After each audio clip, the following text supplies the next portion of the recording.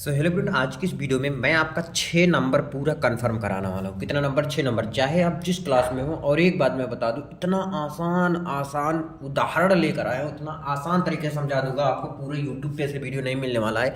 एक बात याद रखना मेरे दोस्त, ये 6 नंबर आता है और 6 नंबर का यानी कि 6 में 6 पूरा कैसे लाना है, क्योंकि तुम कितना भी लिख दो ना, जब तक एक चीज़ नहीं लिखोगे तब तक 6 में 6 नहीं मिलेगा। और वो क्या चीज़ है वो आपको वीडियो में पता चल जाएगा। भाई साहब बहुत तगड़ा वीडियो होने वाला है, ठीक है ना। तो 6 नंबर अगर कंफर्म करना है तो भाई लास्ट तक बने रहिएगा। क्या क्या बताओगे भैया? इसमें बताऊंगा रस, छंद और अलंकार बताऊंगा। क्या क्या बताऊंगा? रस बताऊंगा, छंद, पीने वाला रस नहीं बताऊंगा, वो पीना थोड़ी ना है ना।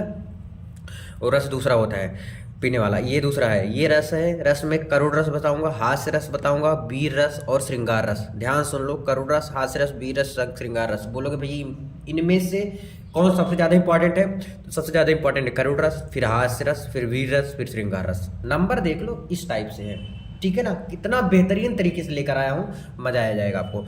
छंद में भैया, छंद में बताऊंगा चौपाई, सोरठा एंड दोहा, ठीक है। अब याद इसमें कौन इंपॉर्टेंट है? चौपाई और दोहा बहुत इंपॉर्टेंट है, सोरठा थोड़ा कम है। वैसे रोला भी है लेकिन हम 3 लिए हैं क्योंकि इसी के अंदर से ही आएगा। भैया एग्जाम्पल कैसे रहेगा? एग्जाम्पल खतरनाक, खतरनाक मीन समझ रहे हो ना, कि एकदम आसान करने में एकदम चुटकी जल्दी से ही याद हो जाएगा, ठीक है। अलंकार में आ जाइए, रूपक अलंकार, उपमा अलंकार, अनुप्रास अलंकार, यमक अलंकार।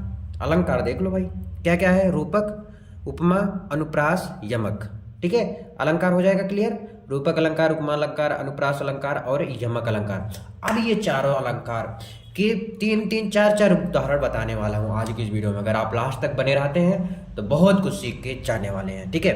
अब नंबर कैसे मिलेगा ये देखो। देखो करुण रस क्या होता है? करुण रस देखो, पहले लिखेंगे परिभाषा ब्लैक पेन से, ठीक है। फिर लिखेंगे जब किसी व्यक्ति, देखो मैं पहले समझा देता हूँ फिर आप लिखना, तब मजा आएगा। देखो, अगर करुण रस मतलब होता है किसी भी चीज का नष्ट हो जाना, या जो आप चाहते हो, जैसे किसी को आप चाहते हो और वो आपको ना मिले, तो वो क्या होता है? करुण रस होता है। यानी कि और भी बहुत चीज़, जैसे किसी का एक्सीडेंट हो जाना तो आपके मन में दुख होता होगा, या किसी को ऐसा देख लेते हो आप जिससे मन में दुख होता है, कि जैसे कोई भीख मांग रहा है तो, और उसके पैर भी नहीं है तो दुख होता है ना, तो वो चीज़ है करुण रस। है समझ आ गया कि नहीं? करुण रस, करुण रस मतलब है किसी भी चीज़ को देखकर मन में जो दुख उत्पन्न होता है वही करुण रस होता है। अब बोलोगे भैया लिखना कैसे है? ऐसे सेम टू सेम लिख दो जो बोला मैं, कि किसी भी चीज़ को देखकर जो मन में दुख उत्पन्न होता है वही क्या होता है? करुण रस। अब देखो, जब किसी व्यक्ति के मनचाही वस्तु का नष्ट हो जाना, मनचाही समझ रहे हो ना, जैसे जो आप चाह रहे थे वो नष्ट हो जाना, नहीं मिलना, और उससे उत्पन्न होने वाला दुख या शोक की उत्पत्ति करता है, उसे करुण रस कहते हैं। उसे क्या कहते हैं? करुण रस कहते हैं। समझ आ गया करुण रस किसे कहते हैं? करुण रस जो आप चाह रहे थे ना वो ना मिलना, है ना, वो ना मिलना। समझ आया ना इतना अच्छे से? अब नंबर कौन दिलवाता है? नंबर ये 2 नंबर का आएगा, यानी कि 2 नंबर लाना इतना आसान नहीं है। अब एक चीज मैं इसमें भूल गया था, लिख लो आप ना, इसमें लिखो अस्थाई भाव, नीचे लिखना है ब्लैक पेन से लिखना अस्थाई भाव। अस्थाई भाव करुण रस का क्या होता है? अस्थाई भाव होता है शोक।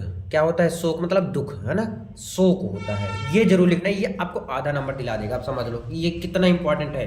अस्थाई भाव क्या है? शोक है। उदाहरण देख लेते हैं। राम राम कही राम कही, राम राम कही राम, तन परिहरि रघुपति विरह राउ गयो सुरधाम। अब इतना आसान है, राम राम कही राम, देखो ध्यान से, कही राम कही। अब बोलोगे भैया कि भगवान का नाम क्या उसमें लिख सकते?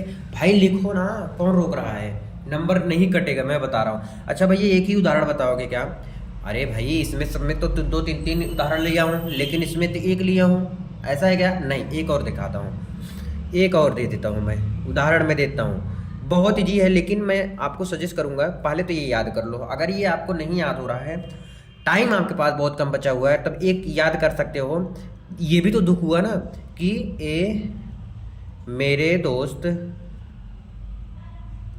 ए मेरे दोस्त लौट के आ जा, लौट के आ जा, तेरे बिन जिंदगी अधूरी है, तेरे बिन जिंदगी अधूरी है, जिंदगी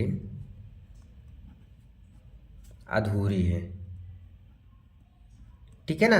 क्या है, ए मेरे दोस्त लौट के आजा तेरे बिन जिंदगी अधूरी है। चाहे आप इसको लिखो चाहे, अच्छा दो नहीं लिखना है, ठीक है ना, नहीं तो नंबर कटेगा, मैं बता दे रहा हूँ। दो नहीं, सिर्फ एक लिखना है। राम राम कही राम कही राम राम कही राम, तन परिहरि रघुपति विरह राम गयो सुरधाम। है ना, मस्त है ना। तो इसको आप लिख सकते हो, ये करुण रस का था। अब बोलोगे भैया अब हास्य रस भी बता दो, लगे हाथ, चलो बता देते हैं नेक्स्ट पेज में।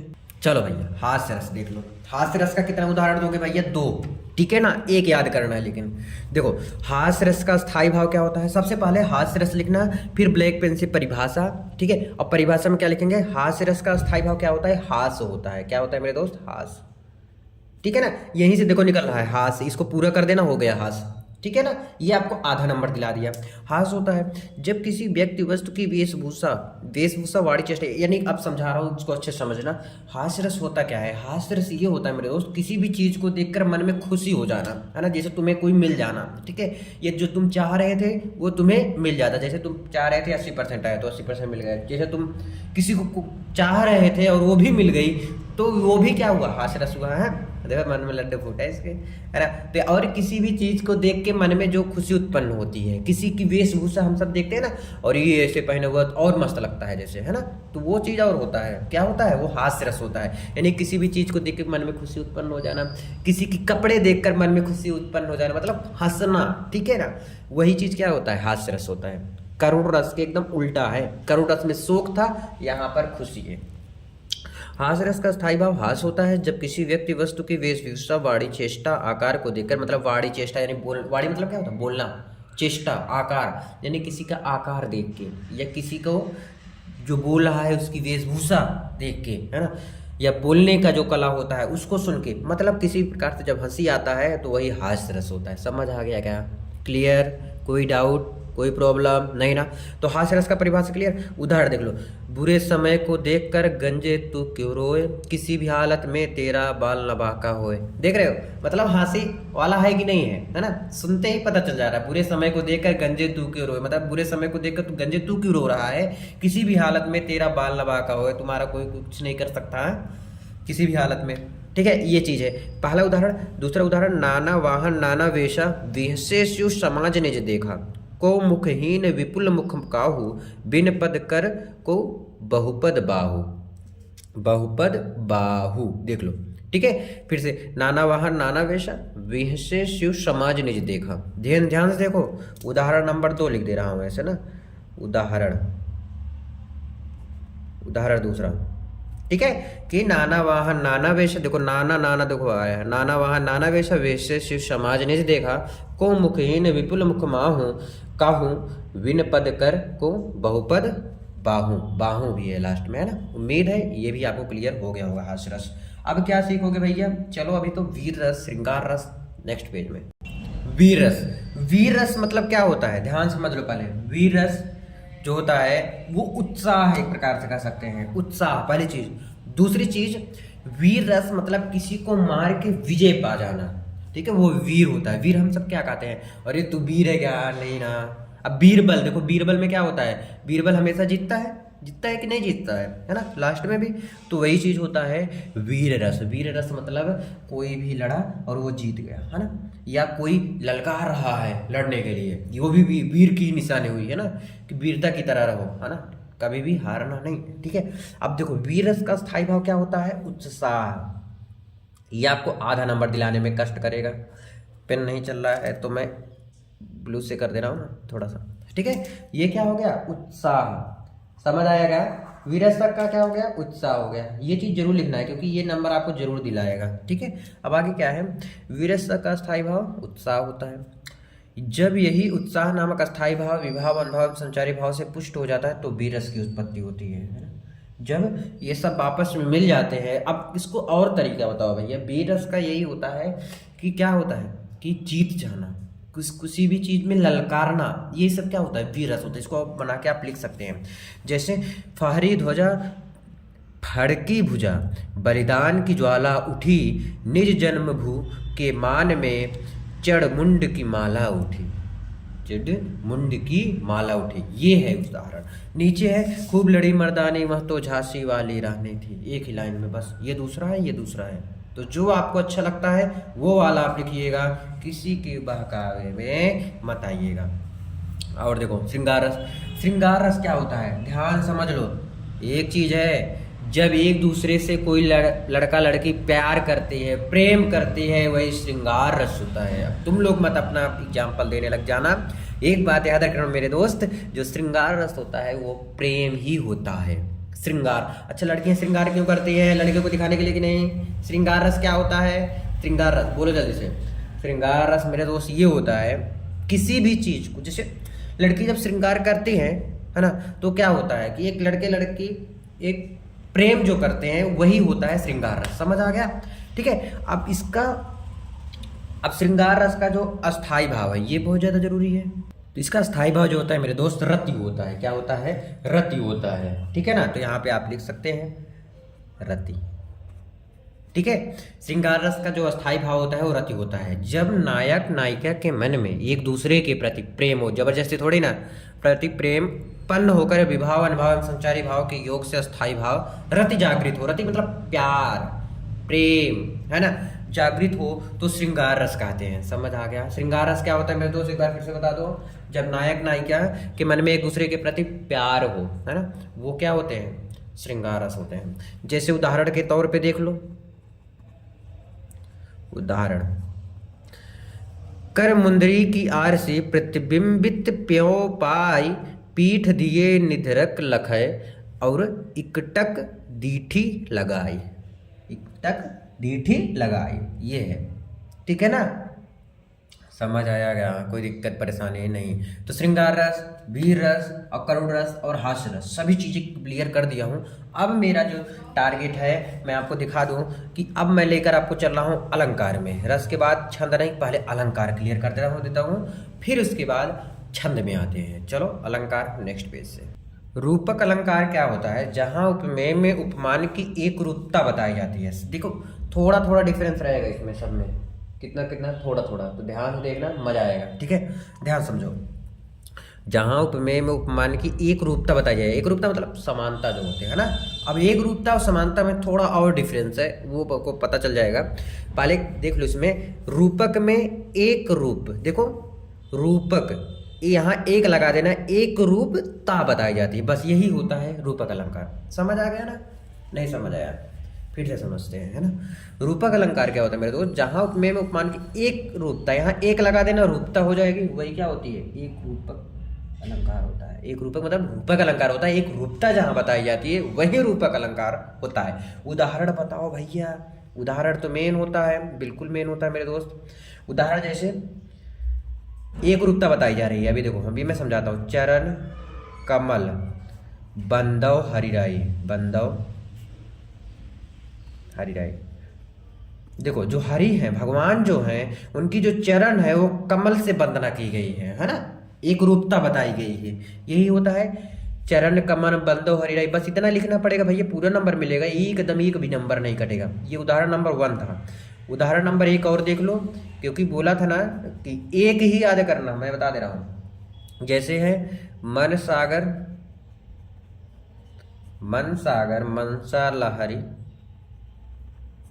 मनसा लहरी, बूढ़े बहे अनेक, बूढ़े बहे अनेक। समझ आया? रूपक अलंकार क्या होता है?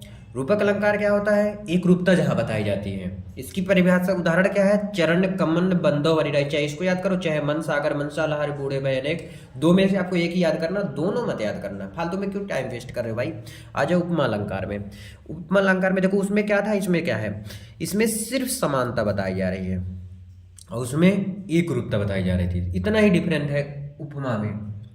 ठीक है, अब इसका उदाहरण बता दो भैया, फटाफट उदाहरण बता के वीडियो बंद करो यार, है ना।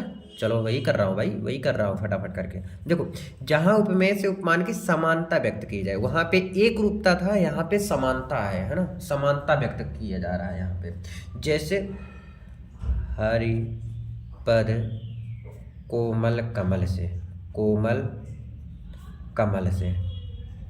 देखो यहाँ पर क्या बताइए, समानता बताई गई है कि हरि का पद जो है वो कोमल कमल से।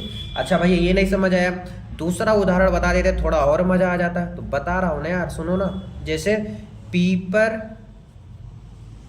पात सरिस मंडोला, सरिस सरिस मंडोला। दूसरा क्लियर, ध्यान समझो। पहला है हरिपद कोमल कमल से, दूसरा है पीपर पात सरिस मंडोला। तीसरा उदाहरण ये हो गया हरिपद कोमल कमल से, दूसरा है पीपर पात सरिस मंडोला। दोनों में से एक करना। जैसे एक और एक देख लो, जैसे कोटि, अच्छा राइटिंग से थोड़ा लिखना है, तो भी सुबह के टाइम है यार, मेरा राइटिंग वैसे भी नहीं है। कोटि कुलिस सम वचन तुम्हारा, सम वचन तुम्हारा। बोलोगे भैया लिखूं कौन सा, जो तुम्हें आसान लगे। चाहिए चाहिए चाहिए, एक ही लिखना है, ठीक है ना। तो रूप उपमा का भी एक याद कर लो। कितना कितना एग्जाम्पल दे रहा हूँ, आप समझ रहे हो ना। बस ऐसे ही बताता हूँ मैं। अनुप्रास अलंकार क्या होता है, क्या अनुप्रास, देखो जब कोई वर्ड, वर्ड मतलब शब्द जो होते हैं ना, अक्षर बार बार आए, कोई भी अक्षर, अक्षर क्या होता है ये भी मैं बताता हूँ। जैसे का खा गा घा ये सब क्या होते हैं, अक्षर होते हैं, वर्ड होते हैं, ठीक है ना। इतना समझ आया कि नहीं, अक्षर में डिफरेंस समझना ध्यान से। जब एक ही वर्ड या अक्षर बार बार आए तो यहाँ अनुप्रास अलंकार होता है ना। जब कोई शब्द या अक्षर बार बार आता है तो वहाँ क्या होता है, अनुप्रास अलंकार होता है। जैसे एग्जाम्पल देखो, उदाहरण फर्स्ट, उदाहरण फर्स्ट, उदाहरण फर्स्ट में जैसे तरन, तनुजा, तट, तमाल, तरुअर, बहुछाय, बहुछाय। देखो ध्यान से, त त त त त, इसमें दोनों, अभी देखो जब मैं यमक अलंकार बताऊंगा ना तो दोनों में थोड़ा सा कॉमन है। जैसे आपका रूपक और उपमा था, थोड़ा सा डिफरेंस था, वैसे अनुप्रास और यमक है ना। जैसे त त त, इसमें जो है अक्षर आ रहा है, देखो एक दो वर्ड, ये वर्ड ये वर्ड ये वर्ड, ये सब अलग अलग है ना। तो ये तरन तंज, जैसे अभी आप कह सकते हैं उदाहरण नंबर दूसरे के तौर पे, जैसे मैं सिखा रहा हूँ आपको। उदाहरण दूसरा, जैसे क्या होता है, जैसे एक है, हाँ एक तो है चारु चंद्र की चंचल किरणें खेल रही है जल थल में, खेल रही है जल थल में, ठीक है। सुने तो लिख लेना, ठीक है। जल थल में दिखाई नहीं, ये देख लो, देखो चा च च, फिर और नहीं है, देखो 3 बार तो आ गया, एक बार से ज्यादा आ गया। जैसे 2 बार, देखो इसमें कहा एक ही वर्ड या अक्षर बार बार आया है ना, देखो बार बार इसमें भी है। और एक तो बहुत था, प्रसिद्ध था, क्या था, चांदी के चम्मच से ऐसे करके चटनी चटाई, ऐसे करके कुछ था एक, आप लोग कमेंट करना वाला एग्जाम्पल, वो भी बहुत मस्त था, है ना। कि हाँ चांदी की चम्मच से चांदनी को चटनी चटाई, ऐसे था, मुझे याद नहीं आ रहा है। हम सब जब छोटे थे बहुत ये बोलते थे, है ना। मुझे नहीं पता था ये अनुप्रास अलंकार है ना। फिर भी हम सबको अच्छा लगता था, इसलिए बहुत बोलते थे, दूसरे से बुलवाते भी थे ज़्यादा ज़्यादा। देखो यमक अलंकार क्या होता है, देखो इसमें शब्द है, वहाँ पे वर्ड था या अक्षर था, दोनों में डिफरेंट। शब्द मतलब जैसे ये पूरा एक शब्द है, तुम्हारा नाम एक पूरा शब्द है, जैसे बार पूरा शब्द है, जैसे जब जो कंप्लीट हो जाता है उसको हम शब्द बोलते हैं। और जो जैसे का खा गा ये सब वर्ड हुआ या अक्षर हुआ, दोनों में डिफरेंस है, समझ लो इसको अच्छे से, है ना।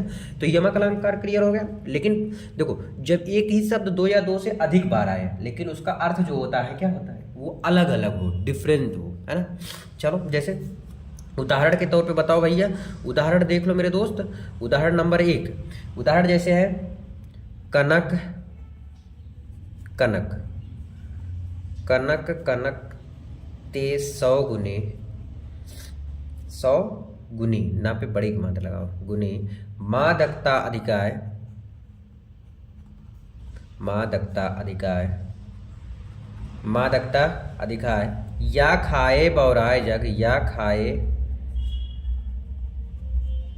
बौराए जग, वा पाए बौराए, वा पाए बौराए। ध्यान समझना, इसको मैं क्या कहा हूं कि कोई अक्षर है वो बार बार आए, लेकिन उसका अर्थ जो है अलग अलग हो, डिफरेंस हो। देखो कनक कनक 2 बार आया, आया कि नहीं आया?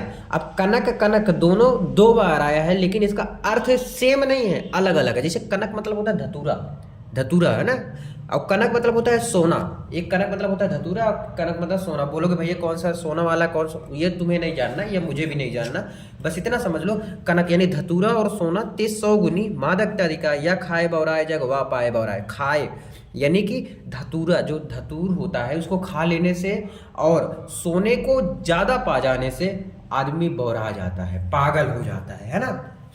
समझ आए कि नहीं क्या बोल रहा हूँ मैं? फिर से एक बार सुनते हैं ना। कनक कनक ते सौगरी मादक तरीका, या खाए बौरा, मतलब इसको खाने से भी लोग पागल हो जाते हैं और सोने को पाने से भी लोग पागल हो जाते हैं। वही यमक अलंकार होता है। समझ आया? यमक अलंकार क्या होता है? यमक अलंकार होता है कि किसी भी चीज को, यानी धतूरा और सोना, चीज नहीं, धतूरा, धतूरा खाने से लोग पागल हो जाते हैं और सोना को पाने से लोग पागल हो जाते हैं। देखो, या खाए बौरा जग, यानी कि धतूरा को खाने से पागल हो जाते हैं, और वह पाए बौरा यानी कि और सोना को पा जाने से लोग पागल हो जाते हैं। उम्मीद है समझ आया होगा। अब हम देखते हैं, ये तो हो गया। देखो, रस का करुण रस बताया, हास्य रस, वीर रस, श्रृंगार रस, रूपक अलंकार, उपमा अलंकार, अनुप्रास अलंकार, यमक अलंकार। अब बताऊंगा चौपाई, सोरठा, दोहा। चलो उसको नेक्स्ट पेज से उसको भी सीखते हैं। चलो आ गए चौपाई में। यहाँ से भी आपको 2 नंबर आएगा, तो 2 नंबर कैसे मिले? देखो, मैं 2 एग्जाम्पल लिखा हूँ, तो 2 में से आपको एक ही लिखना है, 2 नहीं लिखना है, ठीक है ना।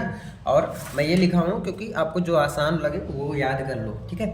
देखो, यह सममात्रिक छंद है। सममात्रिक मतलब क्या होता है? सममात्रिक होता है यानी कि बराबर हो। क्या हो? बराबर हो, ठीक है ना। जैसे एक लाइन में जितना हो वो दूसरे लाइन में भी हो, तीसरे लाइन में भी हो, चौथे लाइन में भी हो, मतलब सब में बराबर हो, है ना। देखो, इसमें 4 चरण होते हैं। चरण मतलब जैसे एक चरण यहाँ तक कंप्लीट, दूसरा यहाँ तक कंप्लीट, तीसरा यहाँ तक कंप्लीट और चौथा यहाँ तक कंप्लीट। चरण समझ आ गया? फिर देखो, और प्रत्येक चरण में 16-16 मात्राएं होती है। अंतिम 2 वर्ड गुरु लघु नहीं होने चाहिए, ठीक है ना।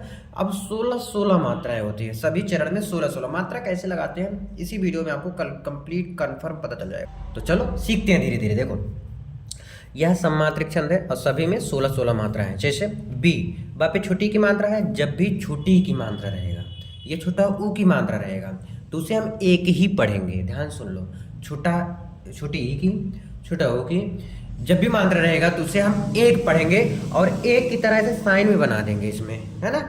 एक हो गया। फिर ये अकेले, पा भी अकेले है। अभी मुझे उम्मीद है समझ नहीं आ रहा होगा, लेकिन आप देखते जाएंगे ना 100% आ जाएगा। पा भी अकेले, ला भी, गा भी अकेले। अब जिसपे भी ए की मात्रा या ए की मात्रा या बड़ा ओ की मात्रा या बड़ी ई की मात्रा, ध्यान से सुनो मैं क्या बोला हूँ, उसको हम 2 बोलेंगे, 2 बोलेंगे। लेकिन जैसे चा अकेले है तो 1 लिखेंगे, ला पे की मात्रा है तो इसको हम एस की तरह बनाएंगे, लेकिन इसे हम 2 पढ़ेंगे। कितना पढ़ेंगे? डिजिट में 2 पढ़ेंगे, लेकिन ये एस की तरह बनाएंगे। अब ध्यान से सुनो मैं क्या क्या बोला था। बड़ा ऊ की मात्रा, ए की मात्रा, ए की मात्रा, बड़ी ई की मात्रा, मतलब जो बड़ी ज़्यादा ही हो उसी का हम करते हैं। जैसे छोटा ऊ को नहीं करते हैं ना, छोटी ई की नहीं करते, वैसे इसमें बड़ी ई का, बड़ा ऊ का, है ना।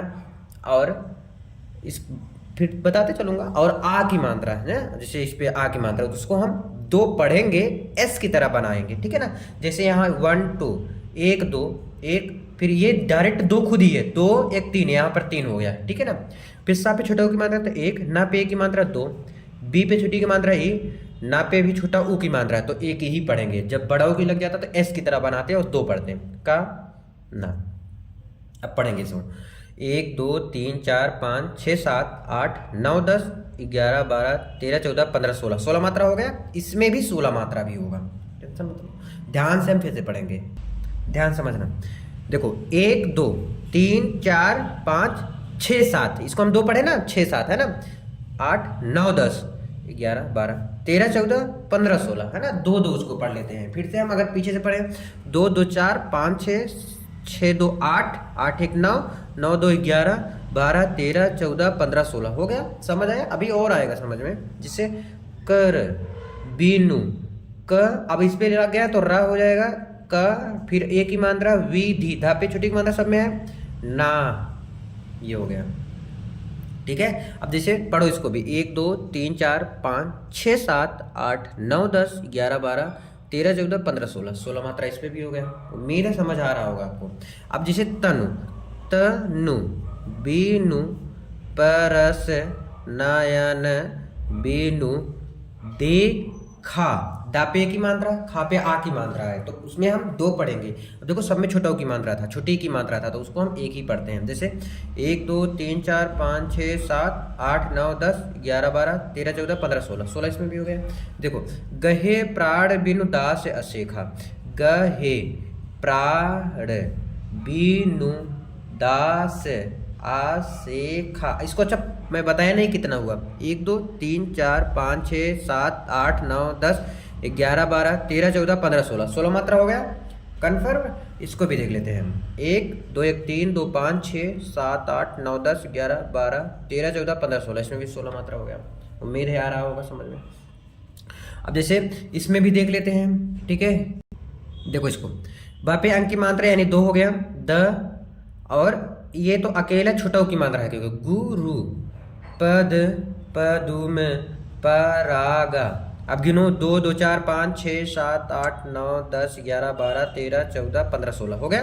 अब ऐसे सुरुचि सुवास सरस अनु, रा पे आ की मात्रा, गा पे आ की, 2 2 4 5 6 7 8 9 10 11 12 13 14 15 16। अब मैं गिनूंगा नहीं, अब मैं मात्रा लगा रहा हूँ, आप लोग बताना, ठीक है। अमीय मूरिमय चूरन चारु समन सकल भवरुज परिवारु, गिन के बताना आप लोग, ठीक है ना। अब हम देखते हैं चौपाई खत्म। अब अच्छा एक एग्जाम्पल इसका ये भी है, लिख सकते हो आप, जय हनुमान ज्ञान गुण सागर जय कपीस हूँ लोक उजागर, यहाँ तक लिख देना, ठीक है। यहाँ भी लिख सकते हो तब भी सही है, ठीक है। चौपाई खत्म। अब हम देख लेते हैं दोहा नेक्स्ट पेज में। देखो दोहा क्या होता है, यह अर्धसम्मत, अर्धसम्मत मतलब आधा आधा बटा होता है, ठीक है ना। इसमें 4 चरण होते हैं, जैसे पहला दूसरा, जैसे उसमें था चरण होता है, पहले और तीसरे चरण में 13 13, ध्यान सुनो, पहला और तीसरे चरण में 13 13 मात्राएं, और दूसरे और चौथे चरण में 11 11 मात्राएं होती हैं। चलो करते हैं पहला और तीसरा, देखते हैं। पहला ये हो गया, पहला चरण, दूसरा चरण, तीसरा चरण, चौथा चरण, ऐसे है ना। तो पहला चरण, दूसरा चरण, तीसरा चरण, चौथा चरण, तो पहले और तीसरे में 13 13 मात्रा है, दूसरे और चौथे में 11 11 मात्रा है। चलो करके देखते हैं। जैसे बड़ा सेम मात्रा वैसे लगाते हैं, जैसे लगाए थे पीछे ना, वैसे लगाते हैं। हु आ, तो आधा है। अब देखो ध्यान से, इसमें आधा है ये, जब भी कोई भी चीज़ आधा रहेगा तो उस पर हम मात्रा नहीं लगाएंगे, ठीक है ना, उस पर लगाएंगे ही नहीं। यहाँ पे लगाएंगे 2 है, हु आ। अब गिनो उसको, 2 1 3 4 5 6 7 8 9 10 11 12 13, 13 मात्रा हो गया। इसमें देखते हैं, जैसे पेड़ खजूर, 2 1 3 4 5 6 7 8 9 10 11, इसमें देखो 13 मात्राएं था, इसमें 11, क्यों? क्योंकि पहले में 13 मात्राएं था, देखो पहले में 13 मात्राएं और दूसरे में 11 मात्राएं, ठीक है। अब इसमें भी 11 होना चाहिए और इसमें 13 होना चाहिए। देखो अब इसमें है पंछी को छाया नहीं, अब इसको भी गिनो, 2 2 4 5 6 7 8 9 10 11 12 13 हो गया। फल लागे अति दूर, गिनो, 2 1 3 4 5 6 7 8 9 10 11, देखो इसमें सेम है, 11 11 मात्राएं हैं, दूसरे और चौथे में, पहले और तीसरे में 13 13 मात्राएं हैं, है ना। इसमें ओड नंबर समझ लो, पहला और तीसरा जो होता है विषम नंबर में, उसमें 13 है, और दूसरे और चौथे में कितना है, 11 11 मात्रा है, ठीक है। चलो सेम टू सेम इसमें भी रहेगा, है ना। अब देखो बड़ा हुआ तो क्या हुआ, जैसे पेड़ खजूर पंछी को छाया नहीं, फल लागे अति दूर, पहला एग्जाम्पल ये। दूसरा एग्जाम्पल, बंधव गुरुपद पदुम परागा, सुरुचि सुवास सरस से अनुरागा, अमीय मुरिमय चूरन चारु समन सकल भव रुज परिवारी। मुझे लगता है अगर आपको नहीं याद होगा तो ये याद भी नहीं करेंगे आप, क्यों? क्योंकि ये थोड़ा बड़ा है देखने में, है ना, तो इसको मैं भी नहीं बता रहा हूँ, आप लिखना चाहो लिख सकते हो, और मात्रा आप सीख गए हैं और इसमें भी सिखा रहा हूँ, इसके नीचे भी है।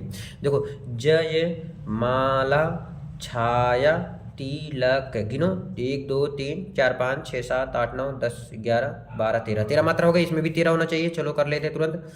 कांचे नाचे वृथा, आप देखो यहाँ पर री की मात्रा लगा है, तो इसमें एक रहेगा था, ठीक है। अब देखो 2 1 3 3 2 5 5 2 7 7 2 9 9 2 11 12 13 हो गया। सांचे, अब मैं गिनूंगा नहीं, अब आप लोग सांचे राचे राम, ठीक है, यहाँ 2 हो जाएगा। एक बार मैं कंफर्म कर लेता हूँ, 2 2 4 2 6, है ना, 2 3 6 2 4 8 2 5 10 10 1 11, एक ही मात्रा है चा पे, ठीक है। सरय न एकौ काम। उम्मीद है आप लोग समझ रहे होंगे। अब मैं नीचे वाला भी बता रहा हूँ, जैसे मेरी भव बाधा हरव राधा नागर सोए। चलो मैं इसको फटाफट में क्या से यहाँ ये आधा सा है तो इसमें कुछ नहीं करेंगे।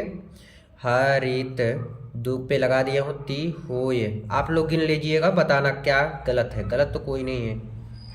जा पे आ की मात्रा है, बड़ी ही है तो डबल लग जाएगा। ठीक है, ये है। उम्मीद है आपको ये वाला क्लियर हो गया होगा। अब इसी हाथ तुरंत के तुरंत नेक्स्ट पेज का देख लो, सोरठा। ठीक है, ये एकदम दोहा का उल्टा होता है मेरे दोस्त। जैसे उसमें पहला और तीसरे में क्या था, 13 था, और इसमें वही 11 रहेगा। ठीक है, एकदम सेम टू सेम उल्टा है उसका। जैसे यहाँ दशम मात्रिक छंद है, ठीक है, इसमें प्रथम और तीसरे चरण में 11 मात्रा है, उसमें 13 था वहाँ पे, और यहाँ पर 11 था उसमें, लेकिन इसमें 13 है। ठीक, ये डिफरेंस है, थोड़ा सा डिफरेंस है, तो कोई बात नहीं, हम सब डिफरेंस को भी समझ लिए हैं, अच्छे से आ गया ना। देखो, संभव मन की भूल, सेवा करी करील की उनते चाहत फूल, जिन डारन पत्ता नहीं, जिन डारन पत्ता नहीं। ठीक है, ठीक है, एंड हाँ ये हो गया। चलो अब करके दिखाता हूँ। सा आधा है तो नहीं लिखेंगे। मन की भूल है, चलो गिनते हैं। 2 1 3 2 5 6 7 8 9 10। अरे 10 ही हुआ कैसे यार? अच्छा, संभव, संभव नहीं है, संभव है, तो इस पे 2 हो जाएगा। ठीक है ना, इस पे 2 हो जाए संभव। देखो 2 1 3 4 5 6 7 8 9 10 11 मात्रा हो गया। इसमें देखो 13 होना चाहिए। सेवा करी करील की, गिनो 2 1 3 2 5 6 7 8 9 10 11 12 13 मात्रा हो गया। इसमें भी 13 होना चाहिए।